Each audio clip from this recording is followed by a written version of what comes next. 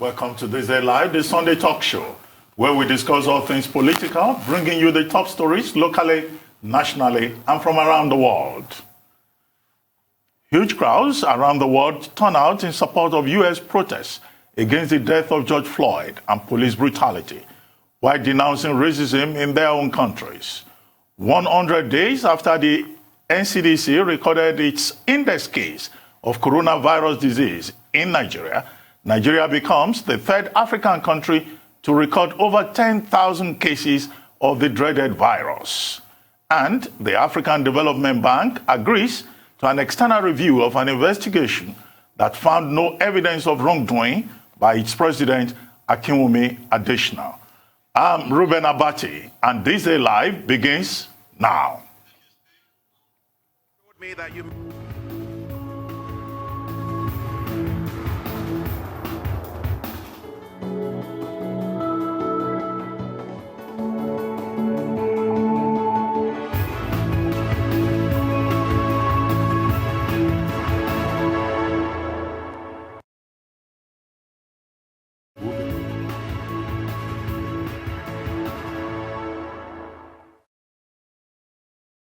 I'd like to welcome today's panelists, YEMI ADAMOLEKUN, Executive Director, Enough is Enough, and Professor BOLA AKINTERINWA, Director General, Bolytag Center for International Diplomacy and Strategic Studies.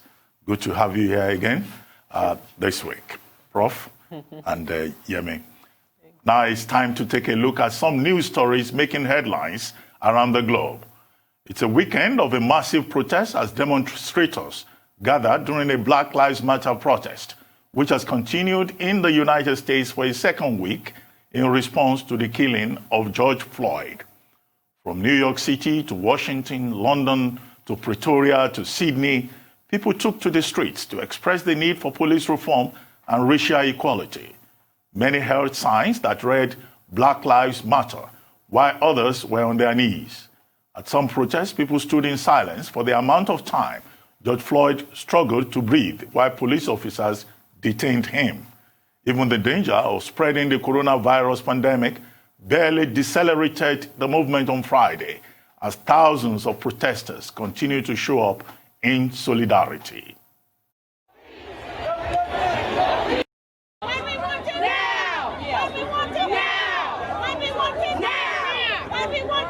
Demonstrations, a familiar sight in America over the past week.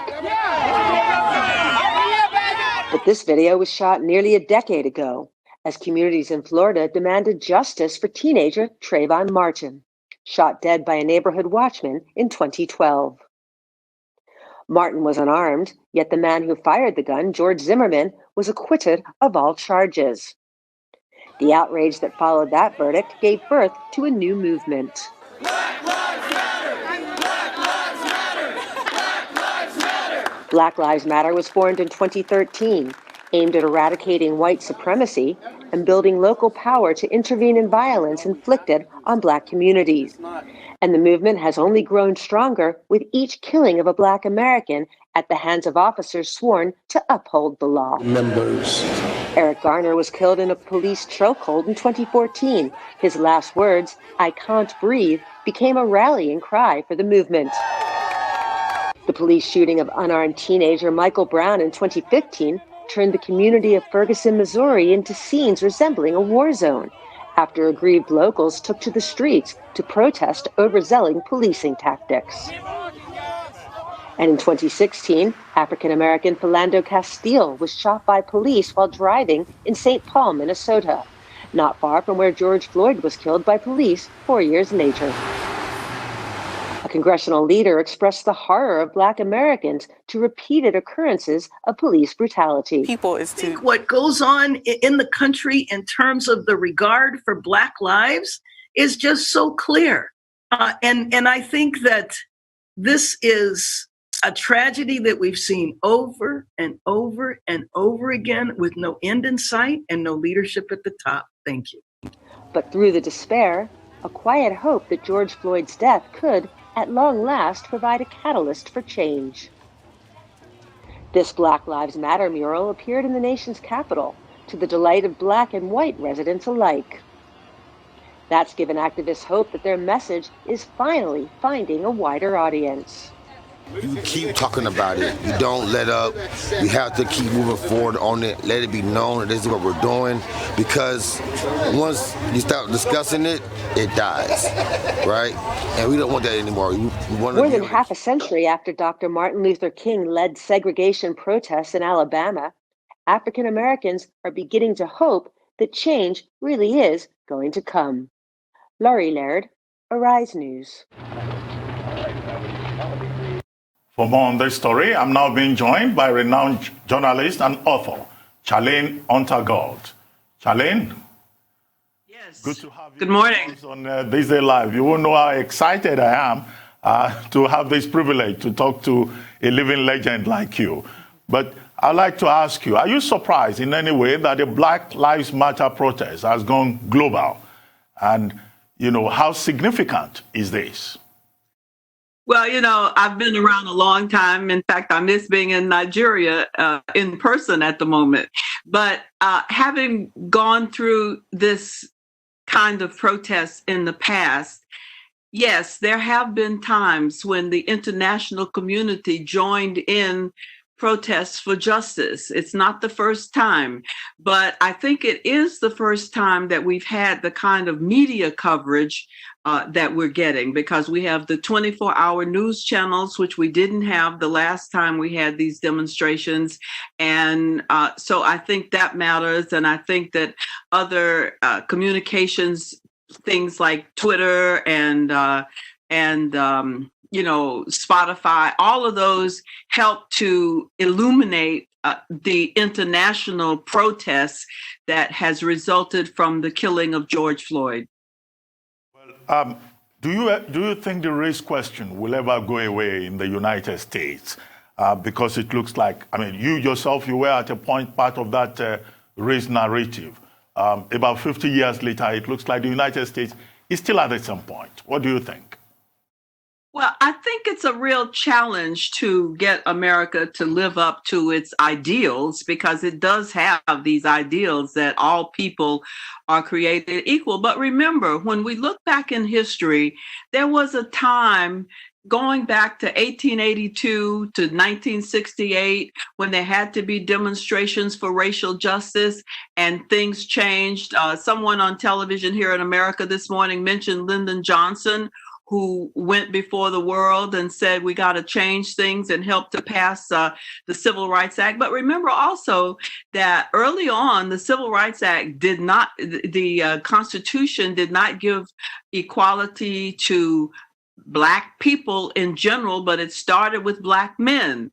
Then Black women had to demonstrate in order to, and it wasn't until the mid-60s that even then the Constitution was made to be so much more inclusive. So I see progress along the way, and I see hope also. But you have to, as I said the other day when I was interviewing one of the great civil rights icons, Cleveland Sellers, who understood what I was saying instantaneously. You do have to keep on keeping on. But right now, I'm so thrilled to see so many people of all colors. And I think that the one thing people tend to forget here is that white people who have ruled this country in so many ways were also people who died for us. There was Viola Liuzzo, there was Goodman and Schwerner. So we have an integrated movement today, but that's not new. It's just that the numbers are so much more visible because of our 24-hour news channels. Well, apart from calls for justice, for change, for racial equality, Americans and others are also talking about police reform in the United States. What kind of reform would you like to see? Would you like, for example, the defunding of the police in the United States, as some people are demanding? Well, I'm not, I don't take positions like that as a journalist. What I would say is that we do, in fact, need police but we need to have them educated to every citizen's rights in this country. And I heard this morning a woman from Florida who was a policeman herself. She's been mentioned as one of the possible vice presidential selections, Val Demings, and she herself was a police person, and she talked about the need for police, but the need to have them educated to the rights of every citizen. And I think that's what's really critical at this point, to have policemen and women who understand their role vis-a-vis the citizens of all races, creeds, and colors in this country, but all over the world. I mean, I see dictators and autocrats in other countries coming down on demonstrators. So this has to be an international effort, I think, but also one where, America has led in the past. And I think that that's something we're sort of losing at the moment from our leaders at the top, but the people are speaking, and that's always been very important. So I'm hopeful. Well, one final question. To what extent do you think that the Black Lives Matter demonstrations could affect electoral chances in the presidential election this year? Well, it looks as if this demonstration is reaching people who ordinarily might not be in favor of some of the things that Black Lives Matter is standing for.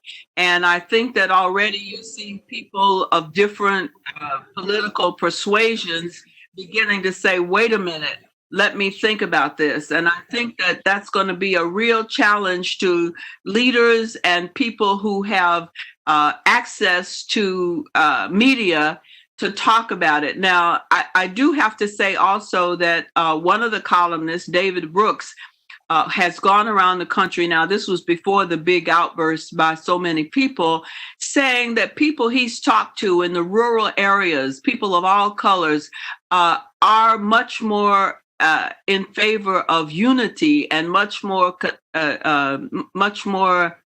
I guess you would say, committed to unity than we're giving credit for. So I think that we journalists, we servants of the people, have to not be affected by being called enemies of the people, but we also have to be more inclusive in our coverage of people and of all colors and how they are feeling about this moment and what they're thinking, because so many people now are being influenced by what they see on television and what they hear on the podcast and so on.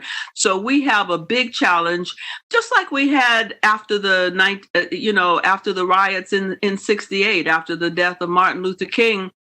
We had a National Commission on Civil Disorders that looked into the riots that went on all over the country. And it also talked about the role of the media, the need to have more diversity in the media. And when you look at our television today, some of the most responsible of our networks are having interracial, having people of all races come on to react to what's going on. And I think that we servants of the people have a major responsibility now to make sure that our coverage is fair and that it reaches the largest majority of people that we can reach all over the world, like what you're doing today in Nigeria. Well, thank you very much, Charlayne Gault, for joining us on THISDAY Live, the Sunday talk show. Thank you very much indeed. Thank you for having me. Thank you. Well, Prof and YEMI, you listen to Charlayne Gault there, a living legend, as I described her, very distinguished journalist.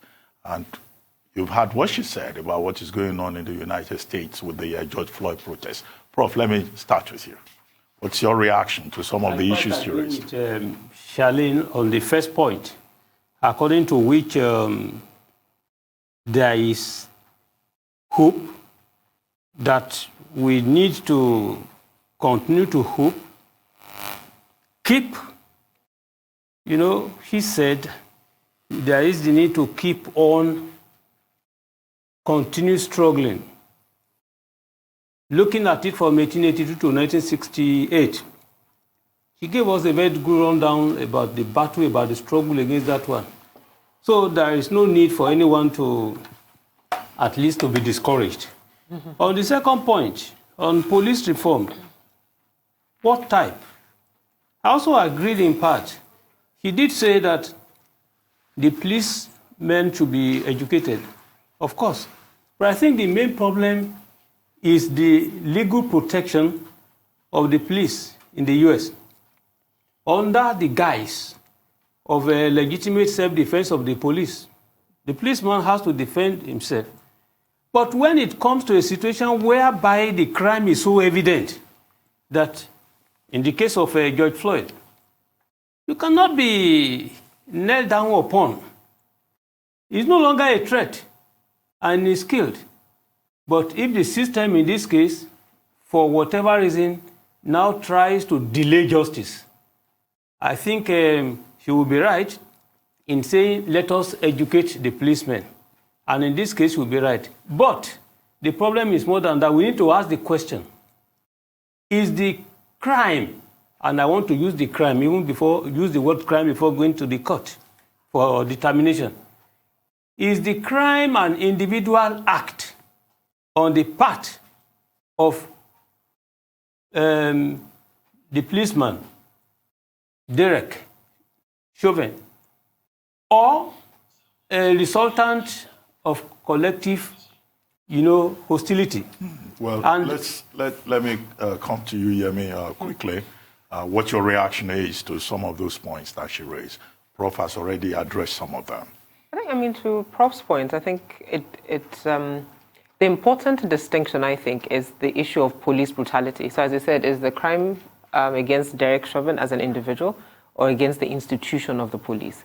And I think, I believe it's an institutional problem, the police. One of the placards that I saw that I thought really captured it said that a system cannot fail those it was never designed to protect. So in the context of the history of police and policing in America, it was designed to deal with black men and women in a particular way. And that tradition has continued. So if you look at it, I think in the US they say it's blue on black, so it's not white on black. But like in the teaser that we saw, it was white officers and their brutal acts against African Americans that then sort of triggers this action because it's embedded in that system. So I think the conversation, in as much as brought to light the endemic racism in the institution. But I think secondly is what we talked about in context of COVID-19, that we said the 24-hour news cycle kept making us see deaths and the negative side of that. But it's good to see the positive side as it relates to the protest, that because it's constantly in the news, people are forced to deal with it and forced to now, it's sort of literally in your face constantly, and the conversations need to continue to fix it. Clearly, yes, the conversation will need to continue. Let's move on. Now, after a largely peaceful day of demonstrations against racism across the United Kingdom, following the killing of George Floyd in the United States, a Black Lives Matter protest on Whitehall outside Downing Street in central London turned violent on Saturday evening. We are now being joined by our Rice News correspondent, Karl Bostic, to talk to us more about this global demonstration that started in the United States. Hello, Karl. Thank you for joining us. Good afternoon. Good afternoon. Thank you for joining us. Well, let's start with the United States before we begin to talk about what happened yesterday. We've been told that racism is systemic in the United States, and that what happened with the killing of George Floyd is a fallout of that. How systemic is that, and is there any hope? Well, Christian, I'll tell you something. First of all, I want to say that it was such a privilege to hear Charlayne Gault speaking, because she is a trailblazer, a pioneer, not only for all journalists, but especially Black journalists. So I applaud her work, and I'm glad she's engaged. And I would ironically say she's engaged for the wrong reasons, because obviously she's monitoring problems that are still very active. And as a native of Washington, D.C., Christian, one of my earliest childhood memories was growing up and in 1968 finding the city on fire after Martin Luther King was assassinated. And I remember we were downtown and our car ran out of gas, and we couldn't get gas because the gas stations either had been set on fire or were closed. And my mother had to navigate us up 15th Street past the National Guard explaining we were on our way home. And I was a very, very frightened child. That was 52 years ago. And I'm asking myself, what has changed? What's happening now, Christian, is this, though, however.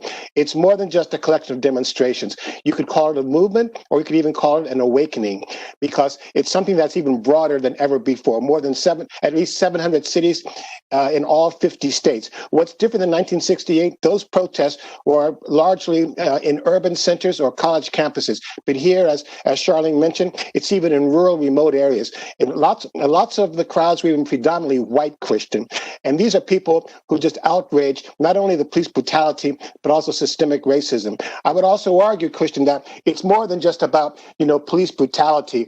Racism has lots of dimensions. There's lots of violence. It's an institutional thing. There's an excellent op-ed in today's New York Times that talks about just how systemic it is. For example, a black child who's born in Washington, D.C., Missouri, Louisiana, Mississippi, Alabama, and other states, they have a shorter life expectancy than a boy born in Bangladesh or India, for example. That's just incredible to believe. And also, Christian, 15% of black children are still placed in second-rate schools. Second-rate schools, in other words, having less than 1% of the white population. That's called a so-called apartheid system.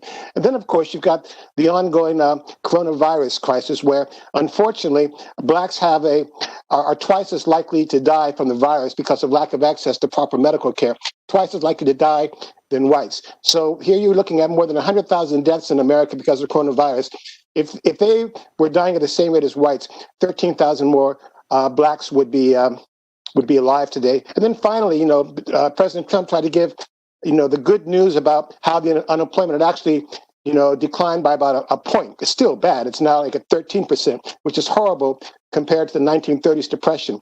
But beneath that good news is the fact that unemployment for black adults actually creeped up a notch, about a percentage point. So that today, Christian, what you have going on is that less than half of black adults have a job, or another way of putting it, more than half of black adults in America are without a job. And in many ways, George Floyd personified all three things. When they did an autopsy on him, he had succumbed to coronavirus. Fortunately, he did recover from it.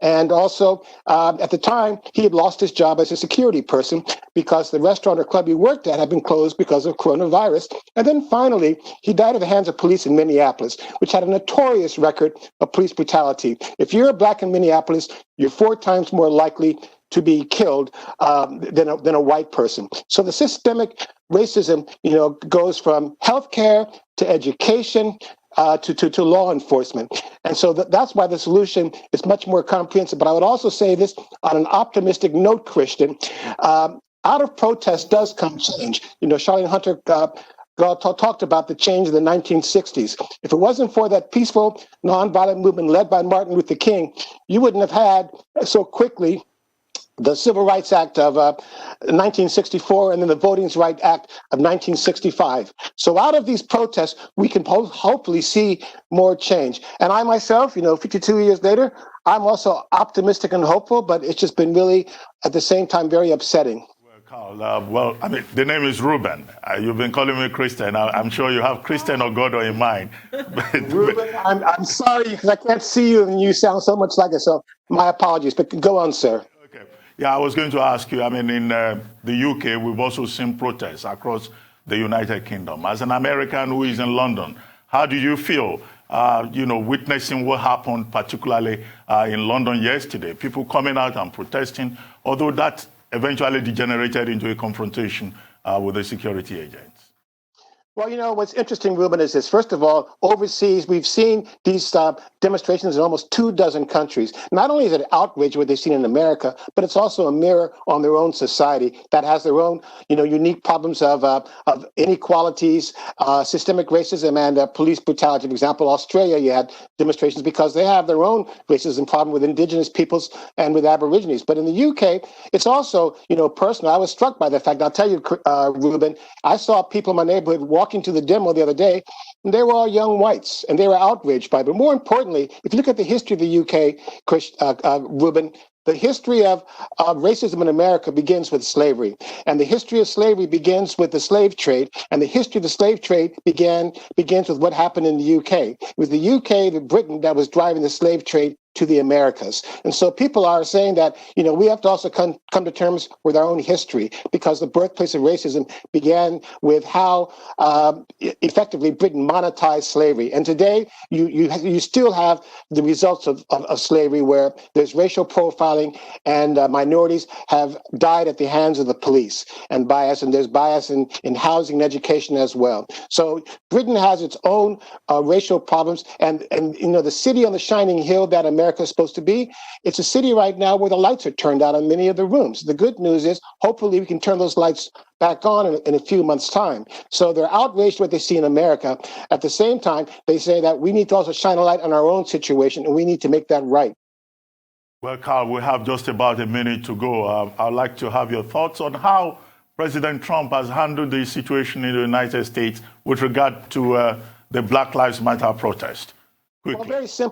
Well, very simply, Reuben, as Joseph Biden said the other day, the country's crying for leadership. And instead, we're having a president who's, using hatred, fear, and racial divisions to divide the country. That's a strategy for re-election, unfortunately. Meanwhile, you have his former defense secretary saying, listen, he's never seen a president who could divide the country so much, and he's not even pretending to unite the country. He says the country is bigger and better than this, and we can unite without him. So now you even got moderate Republicans who are saying that we need to ask ourselves, do we really want the next 4 years to be like this under this kind of a leader? That's the conversation that's going on right now, Reuben. Well, thank you very much, Karl, for joining us on THISDAY Live, the Sunday Talk Show. We'll take a short break now. Don't go away. We'll be right back.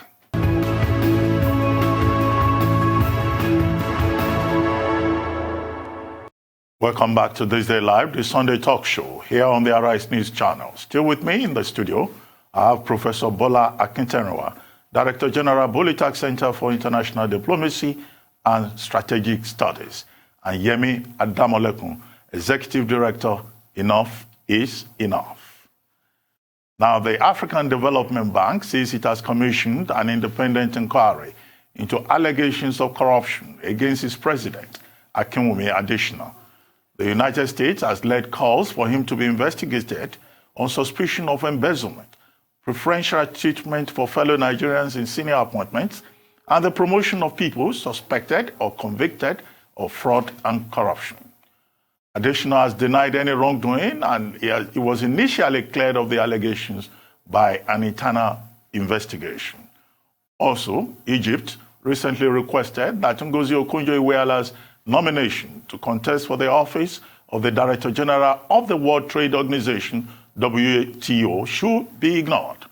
He stated that member states of the African Union have been required to nominate candidates for the Director General position by November 30, 2019, over 5 months ago. President Muhammadu Buhari approved Okonjo-Iweala's nomination to contest for the position and withdrew the candidacy of Ambassador Yunus Frederick Aga, Nigeria's permanent representative to the WTO.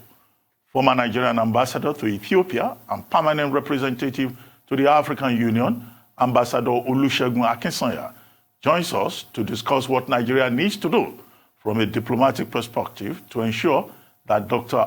Akinwumi Adesina, president of the African Development Bank, is able to overcome the hurdle placed by the United States over his re-election as president of the bank, and Dr. Ngozi Okonjo-Iweala, whose nomination for the top job at the World Trade Organization is being threatened by Egypt, gets the post of Director General of the organization.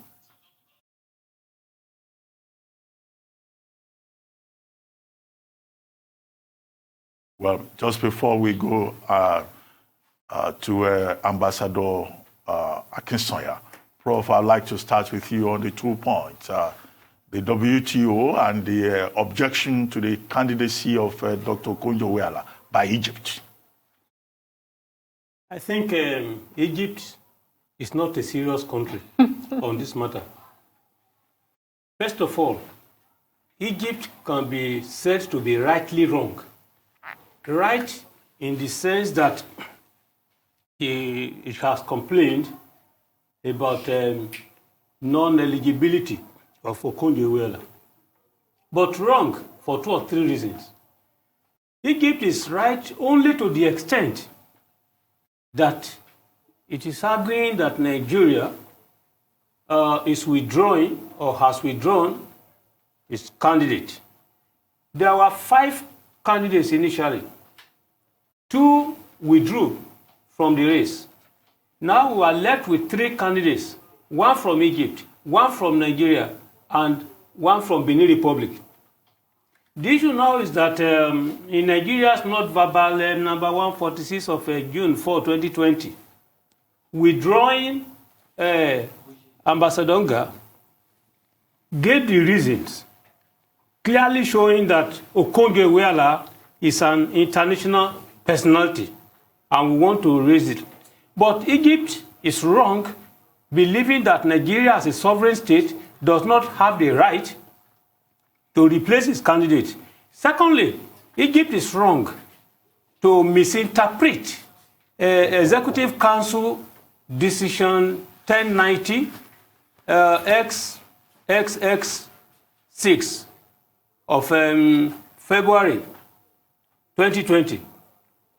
That particular Executive Council decision did not say that, or did not prohibit the withdrawal or replacement of a candidate. But in the tradition of Egyptian foreign policy, Egypt is always on record to have been criticizing, to be opposing anything Nigerian when it comes to this type of situation.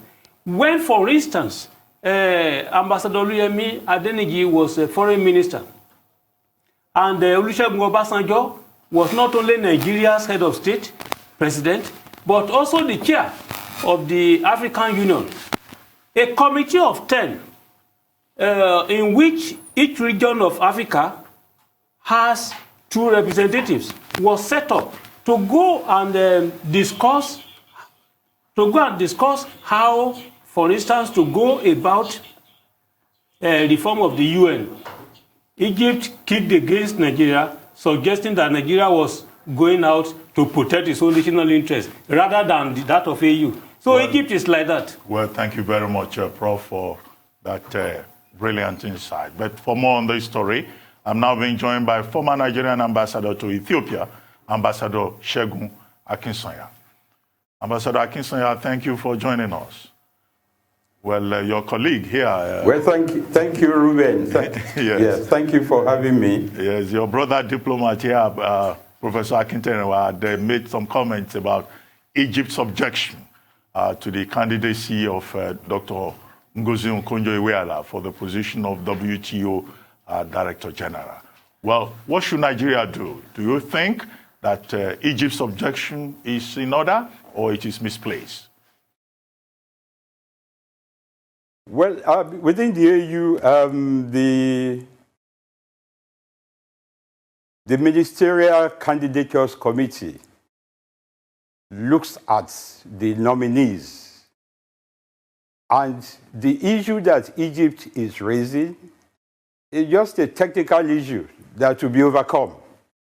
What is required, what is very important, is what will happen in the next few months in terms of pursuing Okonjo-Iweala's nomination. Nigeria has nominated. The issue now is how do we carry it forward? It has been ceded to Africa.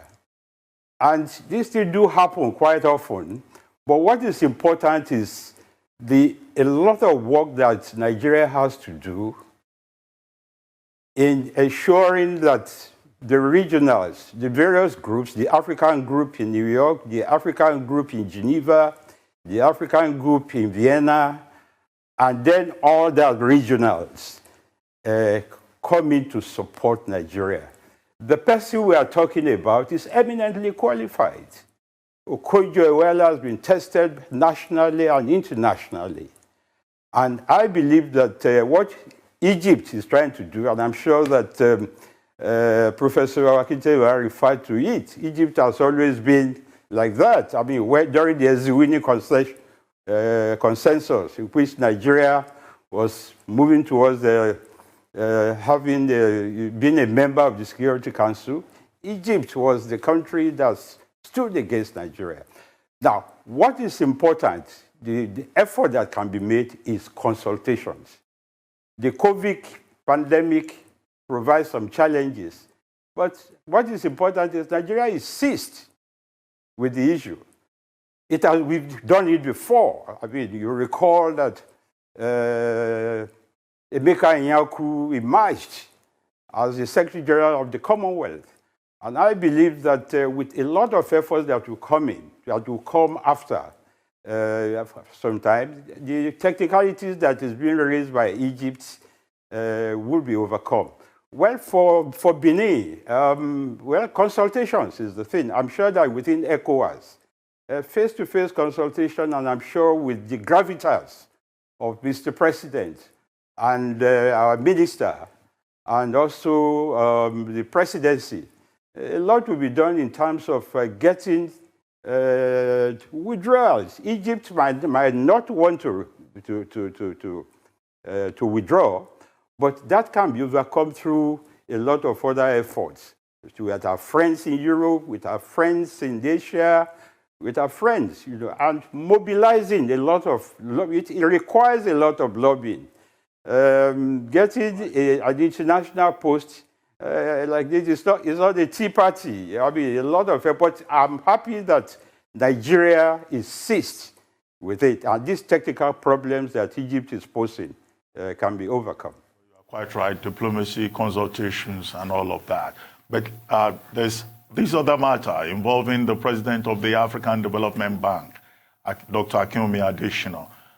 The board of that bank has now decided to engage an independent person to review the report submitted by the Ethics Committee, absolving Adesina of any wrongdoing completely.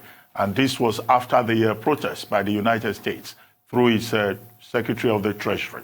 What do you think Nigeria should do in Adesina's case to make sure that he gets the second term that he seeks? Well, I think it's the same issue here. The meeting of Adesina with Mr. President on the 2nd in the villa, during which Mr. President gave the support that Nigeria is behind its re-election, I think is really a very important decision.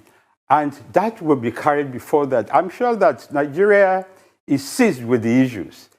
And the engagement with all the stakeholders are on course. The question that, of course, needs to be asked is, why is U.S., that is not the major shareholder, that is just one of the shareholders, is calling the shots? I think that also will have to be revisited. The question I asked when I saw the position of the Board of Governors is that, what is the difference between this new termed independent experts and what the Treasury Department did, for which the Ethics Committee absorbed Adesina? But I think with the support that the government of Nigeria has offered, with the support that Mr. President has given, there's need for a lot of efforts now to know what is the integrity of this international committee. Thank you very much, Ambassador Akinsanya, for joining us on THISDAY Live, the Sunday talk show. We take another break now. Please don't go away. We'll be right back.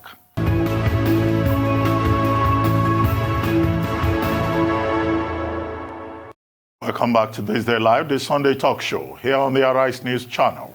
Still with me in the studio, I have YEMI ADAMOLEKUN, Executive Director, Enough is Enough. And joining us now for the remaining part of the program is Chike Ogeah, former Commissioner of Information, Delta State. Chike, it's good to see you today. Thank you. Thank you. My pleasure. Now, I'm sure you listened to that conversation with Ambassador Akinsanya about Dr. Ngozi Okonjo-Iweala and Dr. Akinwumi Adesina, and what Nigeria should do. What's your take on these two subjects? Well, quickly, I thought we discussed this last week, and but since then, there have been developments. Yeah, developments. I just believe that basically, like I always said, the rule of law should prevail. I don't understand what Egypt is trying to hold on to by saying, we cannot change our candidate if we so desire. What does the rule say? So those are the kind of issues I look at. And once we are not infringing or offending any of the rules, I don't see why. It's our prerogative, to change who our candidate should be. So. Yemi, do you agree with him? Oh, yeah, definitely. I think it's I'm unfortunately I'm not familiar with the terms, but I think Prof alluded to the fact that there's a history of Egypt opposing anything in Nigeria. And I think maybe in this case, not just opposing, because they didn't oppose the original candidate. So maybe they thought or they believe that Mrs. Iweala is a stronger candidate. That's right. So therefore, it's why it's now an issue. Well, maybe they're acting out of enlightened self-interest, since they also have a candidate in the battle, in the race. Well, let's take COVID-19 orbit. The Nigeria Center for Disease Control, NCDC, has announced a total of 389 new cases of the COVID-19 in the country, bringing the total number of infections to 12,233. According to reports, there were 66 new cases in Lagos, 50 in the Federal Capital Territory, 32 in Delta State, and 31 in Oyo State. Borno had 26, Rivers 24 new cases, and Edo State 23 new cases. So far, 3,826 people have been discharged. On February 27, Nigeria confirmed its first case of COVID-19, and 100 days after, the NCDC has reported 12,233 confirmed cases and 342 deaths. Meanwhile, India recorded close to 10,000 new cases of COVID-19 in the past 24 hours, taking its total above that of Italy. The country now has the 6th highest number of confirmed cases in the world.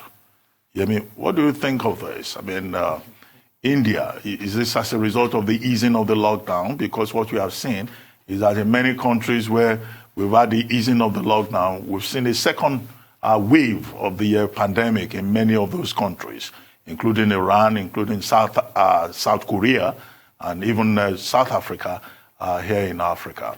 Indeed. And I think also partly what would also be applicable to India is just densely populated areas. So you ease lockdown, people move around, people might not take it as seriously, people live in close quarters. So, I mean, the cases, numbers and the spike shouldn't be unexpected. The challenge then becomes if they are beyond mild to moderate cases that people can sort of ride the wave of the illness. But as we keep talking about, COVID-19 is here to stay. So we all as a global population just need to continue to figure out innovate ways to deal with it and manage it as people get exposed to it. Well, Chike, domestic airlines will resume flights, we're told, by June 21. Churches are also expected to reopen. Yep. In Lagos in particular, mosques are expected to reopen June 19, and churches by June 21. What do you think of these proposed, next steps? Well, I said it last week again, that we have to be guided. We have to be guided in the things we do. These decisions, as much as maybe you would say we expect them, but they do not come without risk, and cost. I think the most important thing is for us to, be very aware that this thing has not gone anywhere. It's right here with us. Observe all the protocols as much as we can. In the case of churches, let me start with that first. We want a situation where they said the more older population, I think 65 and above, to stay home, and then the children should also stay home. And we are hoping that maybe 40% or is it 50% of what the church should normally take is what it should take, so that there can be adequate social distance and all of that. But don't forget, we are now dealing with churches. We're talking about something spiritual. We're talking about faith. So if we have a situation where the pastor say, everybody hold yourselves or roll on the floor or something, nobody's going to think about it. They'll just do it. They will just do it. So the point I'm making is that this responsibility will squarely lie on the pastors. They are the ones that should, be able to help and control their flock and, to make sure this, we have a safe situation. Same thing with the airlines. The airlines, which is my own, where really I get my bread and butter from, it is very, very funny because we have a situation where you want them to work on 40 or 50% capacity, which obviously they would not be in a position to recoup, their monies. And, like we say in aviation, safety, safety, safety.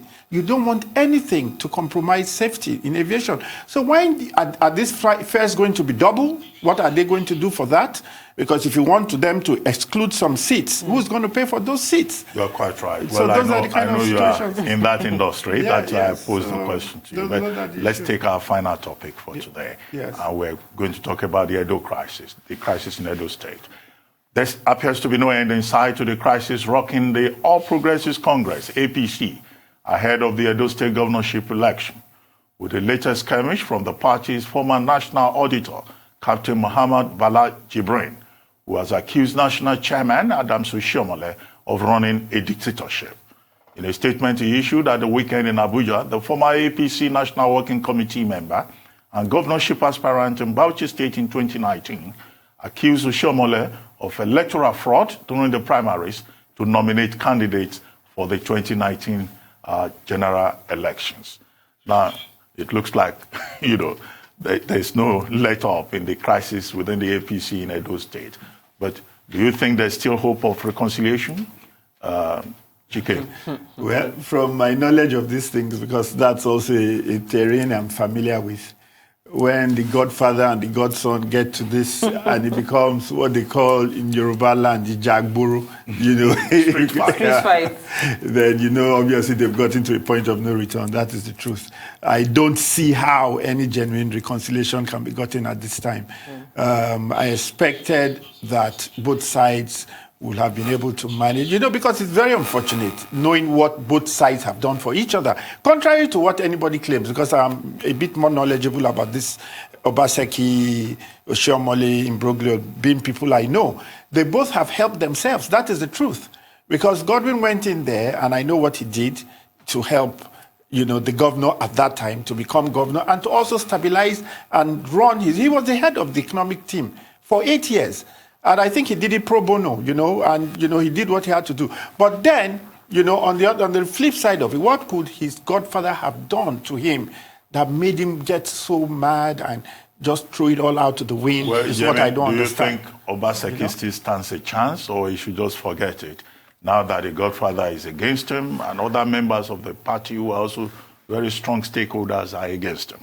What do they say? It said an hour is like 1,000 years in politics, or is it a day is like 1,000 years in politics? So anything can happen. But on Edo, I actually want us to please make sure. In the last a week and a half, there was a young lady who went to study in a church that was raped, and both the governor and his wife have stepped up to that challenge. But also as a country, it's now been really a cry that we as a country must declare a state of emergency against sexual and gender-based violence. And I think that's really just important, an important note to end the show. I know you would like that. Yeah, but I agree with you entirely. It's becoming a pandemic. Rape has become a pandemic, as it were. Well, Yeah. thank you And very something much, we should Yemi. condemn. And Chike, thank you too. You've been watching THISDAY Live, the Sunday talk show here on Arise News.